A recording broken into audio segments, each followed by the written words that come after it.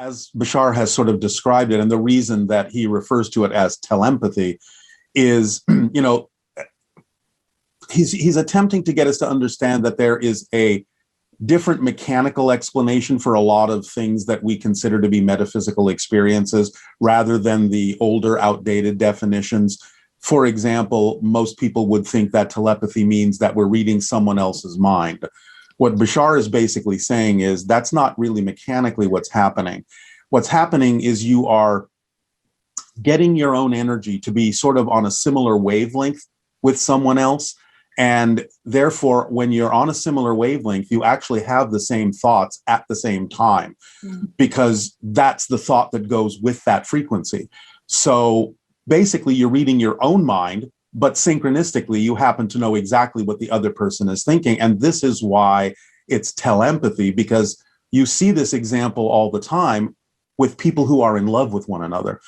Because that vibration, that similar harmonic resonance between those people allow them to really be on the same wavelength. And very often you'll see that people who are in love, they know exactly what each other is thinking. They finish each other's sentences. They hardly have to say a word to know what the other person is thinking. But that's just because they're having the same thought at the same time, because they're on the same frequency. So really the idea is the more in love we are with each other, the more telepathic we will naturally become. A lot of times when people are presented with certain concepts that Bashar has brought through, there's a particular frequency to them that is a very high frequency that often people do report that once they're exposed to it, it does shift them somewhat into a slightly altered version of reality.